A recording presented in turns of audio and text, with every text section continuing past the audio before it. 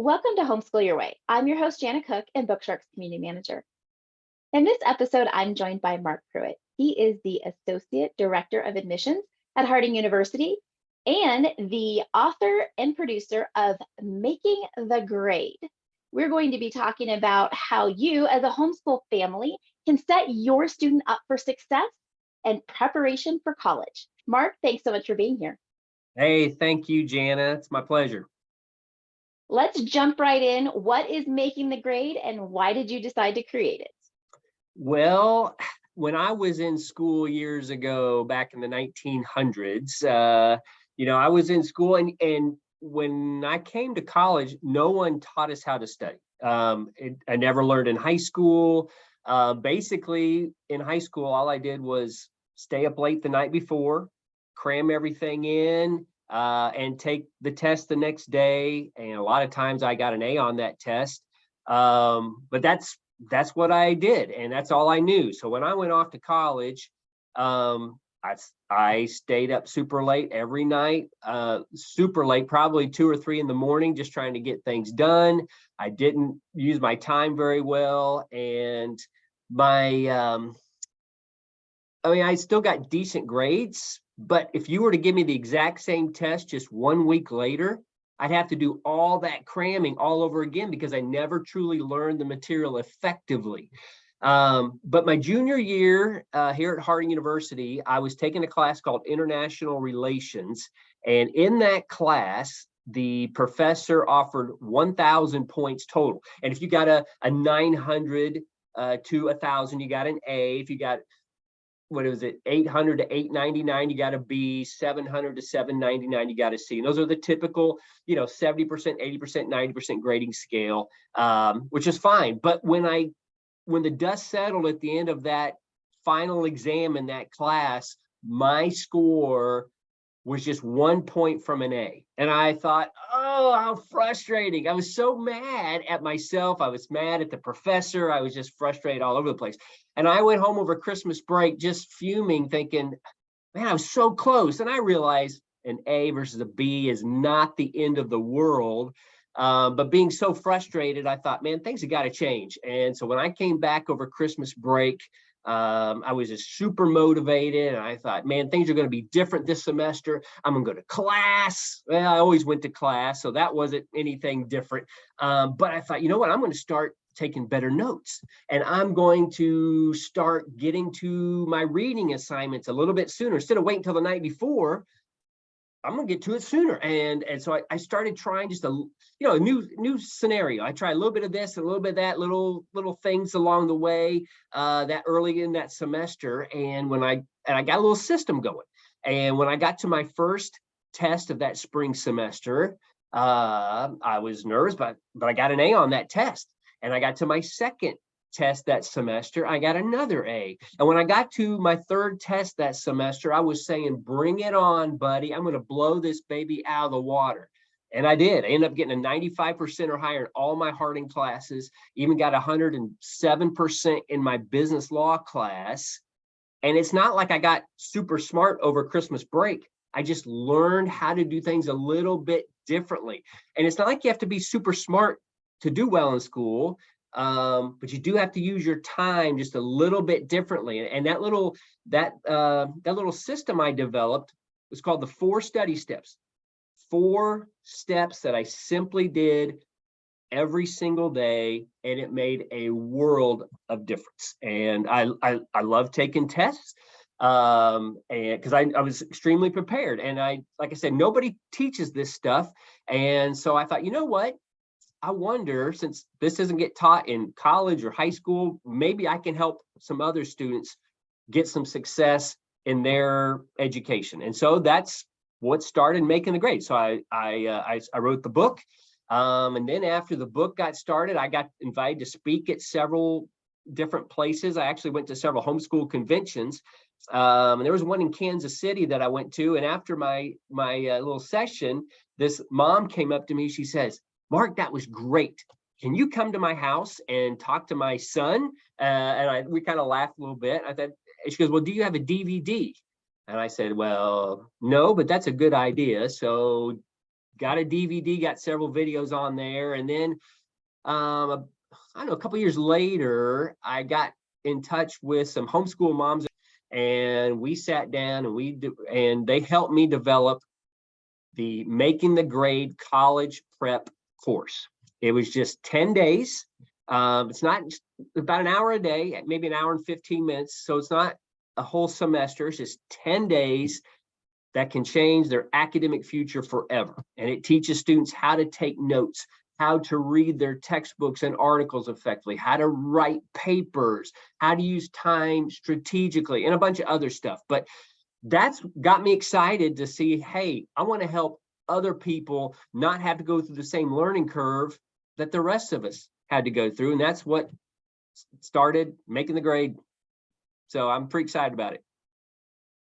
Well, we can definitely feel your passion about the 4 steps that you have created all those years ago. I will say when I was in college, I would see everyone scrambling and I would be like, what are you guys doing? And they're like, well, we're cramming. And I was like, they're like, and they were confused. They were like, Janna, why aren't you cramming with us? And I said, because if I don't know it by now, I shouldn't pass the test anyways. Yeah. But I was a homeschooler. And so my perspective and my education prior to going to college was completely different. Now, I'm not saying I aced tests by any means. I certainly could have used this program, but I do like the premise that it's not about getting it right so that you can make, that you're getting a grade. It's actually processing the information in a way that you're learning and your output is matching that knowledge. Yeah, I'm glad you brought that up, Jan, because you're exactly right. This is not how to get an A in a course. This is about learning the classroom material so effectively, you can't help but get an A, right? And there's a huge difference there. This is not just to how to get an A, but it's learning the material so effectively. And that's the crux of the matter. And I'm glad you brought that up. I think a lot of parents, whether they themselves went to college, and even for those of us who have, it's changed drastically in the decades that we have been removed from it. And this whole push to learn for the love of learning, right? Our homeschooling families really want to see their children just have passion about knowledge and go deeper and go further. And so sometimes I would say, even as I had my girls, they're getting ready to finish up high school, they've been doing some college courses. I don't think I knew what to teach them to look for. I was just happy they liked to read. I was just happy that they were enjoying the curriculum that we were providing through Bookshark. I wasn't really focused on like, oh, this is a technique, this is a style. And so tell me a little bit more about how this is going to help a homeschool family really prepare for what's coming up in the future.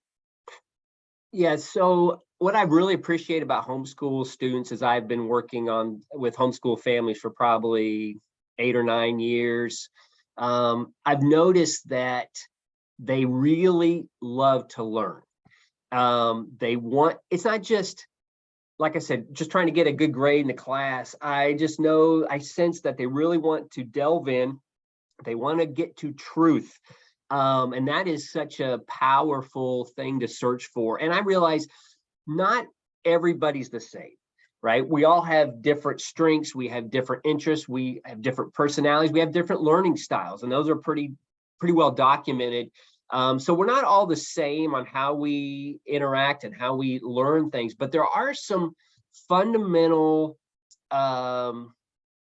techniques. I don't want to use that word, but there's certain things that we can all use that will help no matter what your learning style may be. And I mean, some people are kinetic learners, they're auditory learners, they read by just simply learn by reading or whatever. But what the neat thing is about this course is it takes all of those aspects into consideration and helps students learn to a deeper level.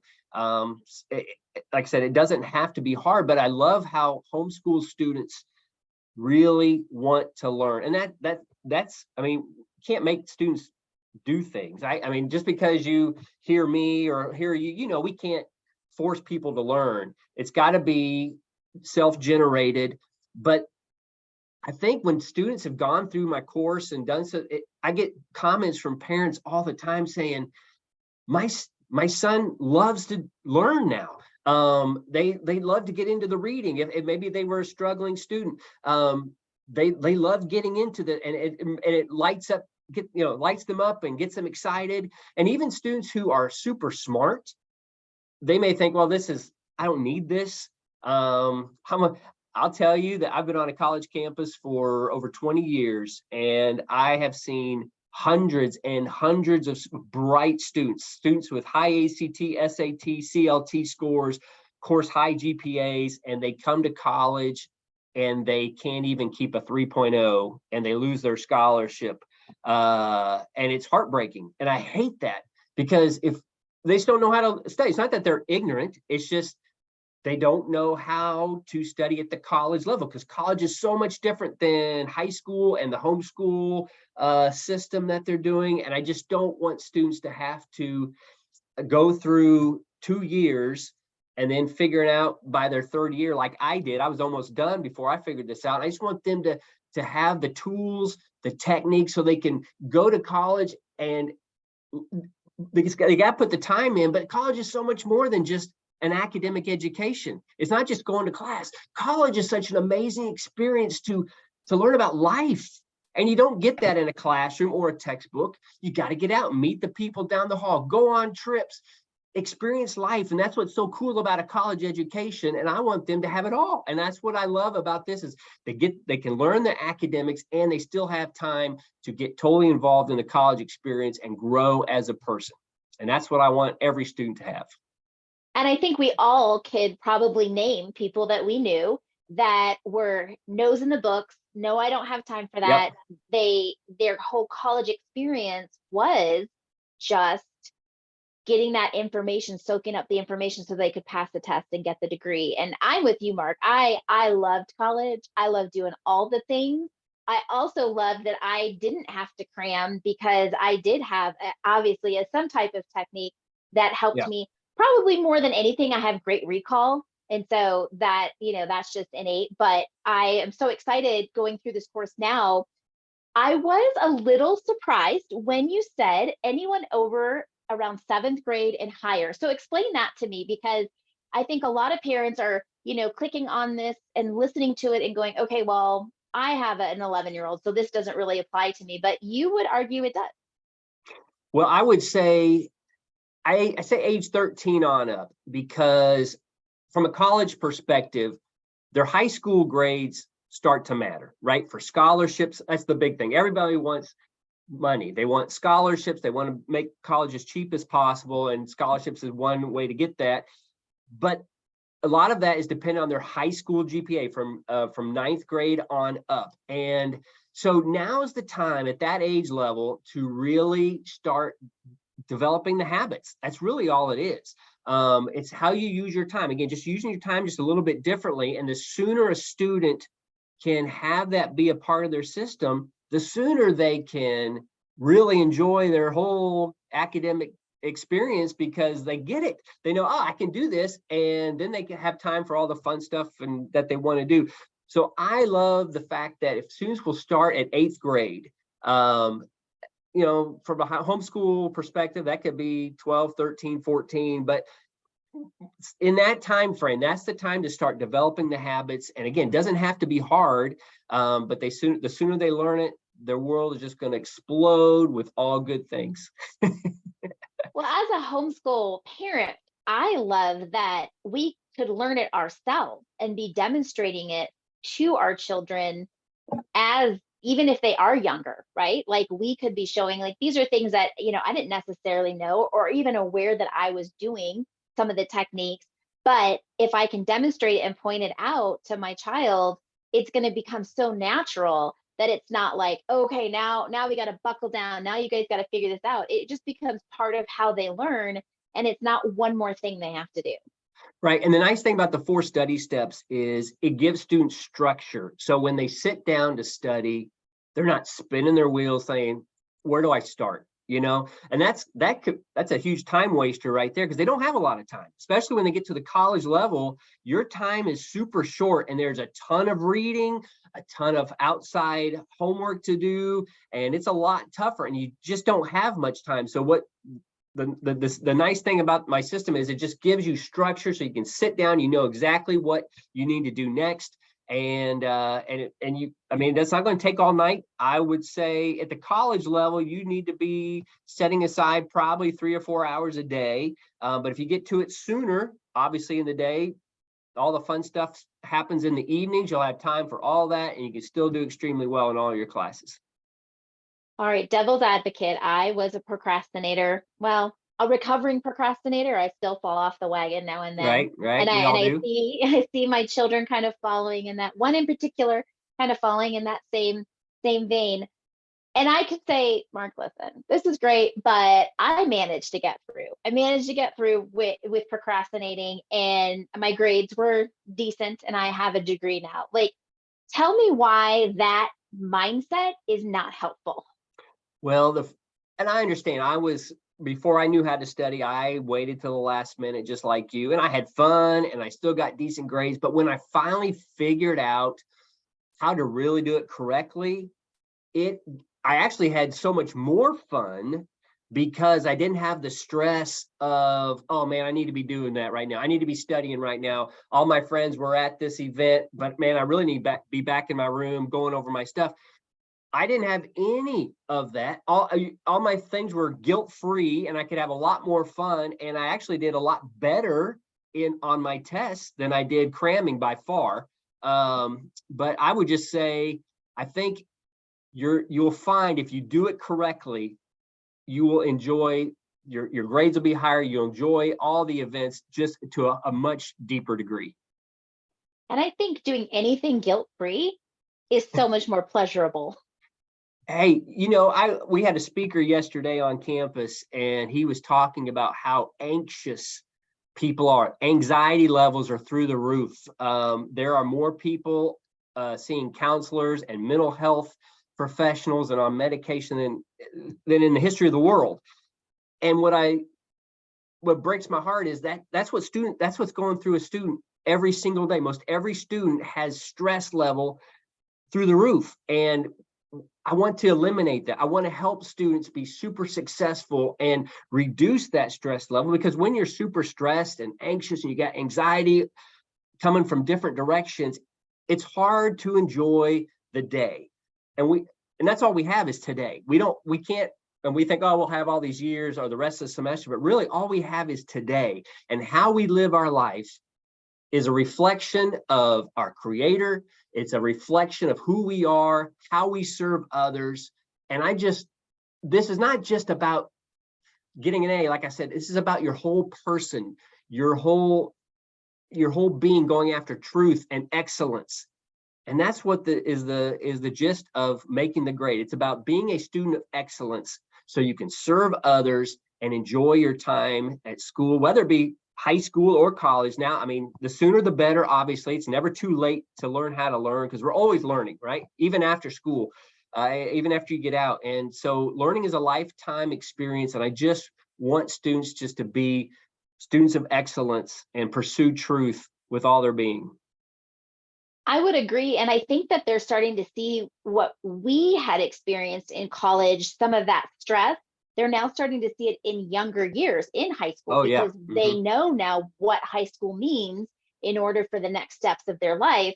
So my one daughter, who loves to procrastinate, I'll get it done. I always get it done. I said, I know, but how do you feel when you're getting it done? Like, how in that moment, I said, you don't have to operate in that feeling. If you were to manage a little bit better your time prior to this, you could do the exact same thing in excellence and not have that feeling of, I know that feeling, Mark. It's like a blanket, and it just pulls you down. It really does. It's hard to think through it. It clouds your thinking. It's hard to have linear thought when you have that added stress. And so I think for parents listening, just to know that you can give something to your children to help alleviate some of that. The world is already going to pressure us and our children with massive amounts of things. This is one thing that we could take off their plate and say, hey, we already know this is going to be different, not necessarily difficult, but it's going to be a challenge, as it should be. How can we make this challenge more enjoyable in all sense of the word? Agreed.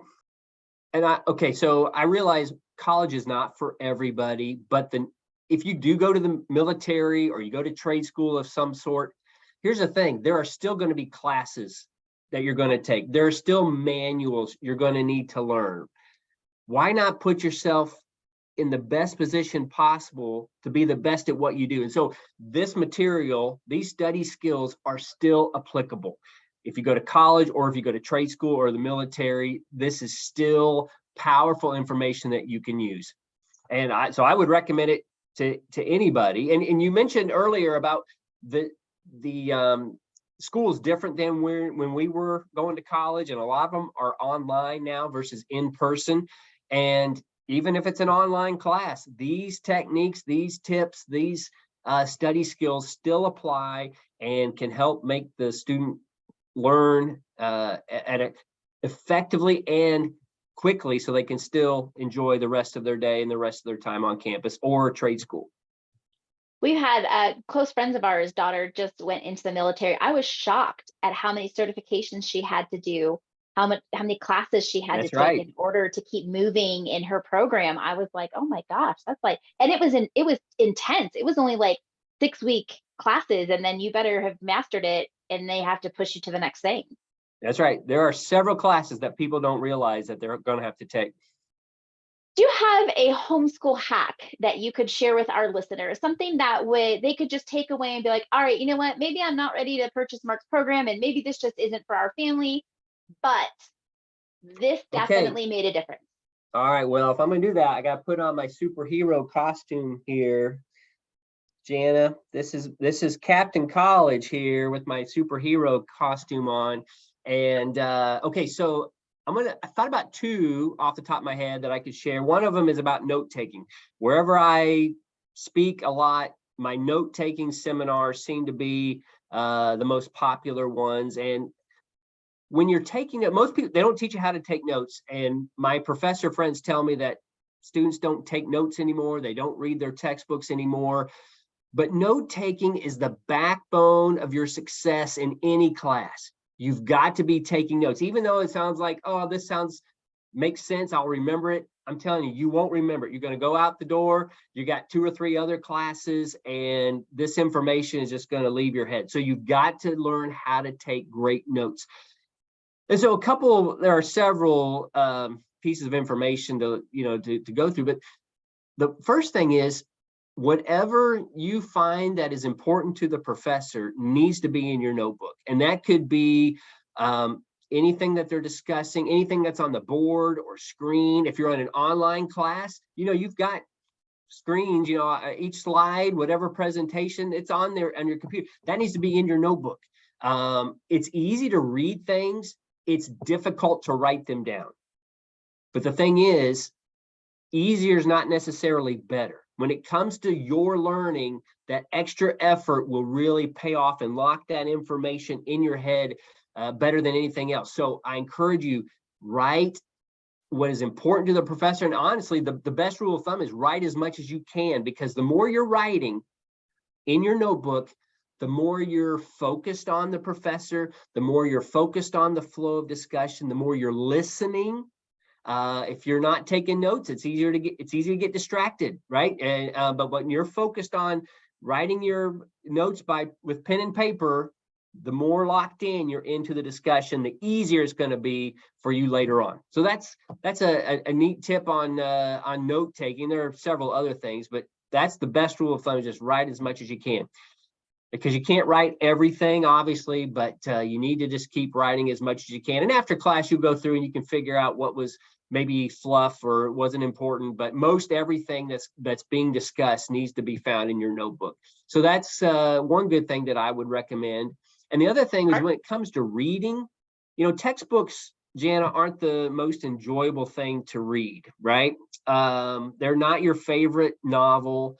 You're not going to curl up on the couch in your pajamas with, the 16th edition of advanced accounting or something like that. This doesn't happen. So the volume of reading in college is enormous, but you got to get through it. And so one of the neatest tips that I learned about reading textbook material is to read it at least twice. the first time is the hardest, right? It's new information. It's up here. It's hard to get through. But by the second time, it won't take near as long, and that information it'll make sense. It's like, I get it. But it takes the second time.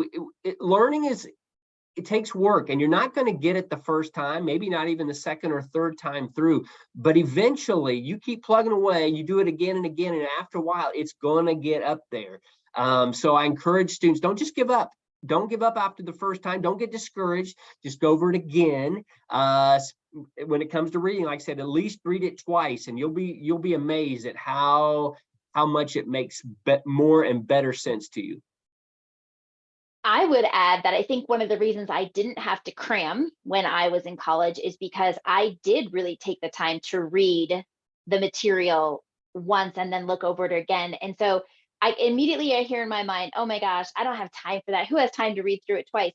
But if you're not spending hours, the night before trying to cram because you had spent maybe an hour and then another hour previously in the week, it's just a different mindset. And I think that's what a lot of people need to hear. And again, applicable to high school students, especially with a curriculum like Bookshark, when people are like, oh my gosh, there's so much reading, right? But that is actually the learning process. It is through the reading, it is through the discussion. You don't have to then turn around and quiz yourself and cram because you actually understood what you were processing while you and it goes back to that stress factor we talked about. When you wait until the end, or your time's real short, you're going to have all that added stress, and you're not going to be able to focus. You're not going to be able to learn what you're reading simply because you have that added anxiety in the back of your mind. But if you do it the way I encourage students to do it, man, you'll do it in a structured time,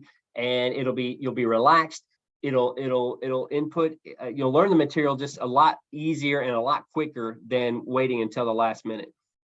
Now, I haven't gotten to the time management module yet in your course that I am going through before I bring my daughters in on it. I am excited to see, because I know when I say to my girls, I'm like, set a timer.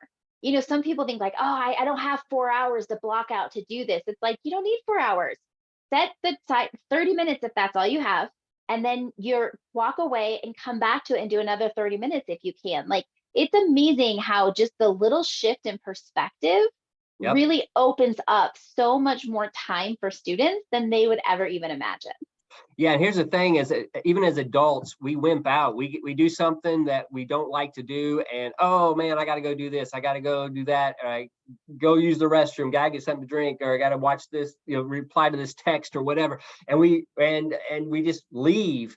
But you're right. Setting the timer. That's one of my tips. You'll find as you go through the course, it's in there. And I even say 15 minutes, especially for the really yucky things. I call them the dreaded projects. And if you'll do it for just 15 minutes, you can feel great, because getting started is always the hardest part. And once you can break those walls of discouragement and stress by getting started, it's amazing. And you'll say, well, I can do it. Man, I'll do it 20 minutes or 30 minutes. And after a while, you've done it for 45 minutes straight. And you kick yourself thinking, I could have easily done this 2 days ago. But I got so stressed and scared of the project, and I just kept putting it off and putting it off. But you're exactly right. It's not hard, but you just got to use your time, just change it a little bit, and it's amazing what you can accomplish.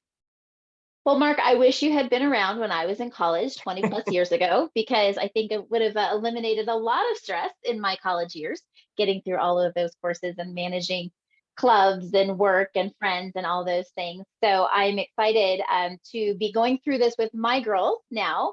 And I appreciate you taking the time to talk to us and explain a little bit about your program. What are ways that our listeners can find you?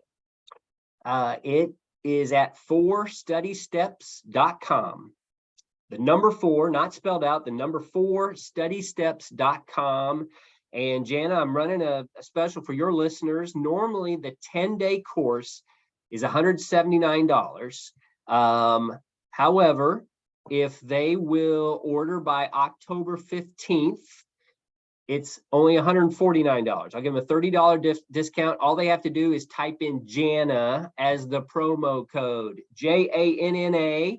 and they'll get $30 off for being one of your listeners and fans. And so I just want to help students out as much as possible. And I'm grateful for this opportunity to talk about making the grade, talk about helping students just have a better life. And that's my whole goal. Well, thank you so much for that discount. And I hope that our listeners take an opportunity to look at Mark's program and see if it would be a good fit for you. I think that it truly is beneficial to anybody, regardless of age. If you're thinking about college, or you just want your student to have better study habits, or you're looking to be a little bit better at time management, there's a little bit in there for everybody. So thank you so much, Mark, for being here today. And we'll put all of your information in the show notes so our listeners can go back and get access to your information. Thank you so much. Thank you, guys. Until next time. Bye-bye.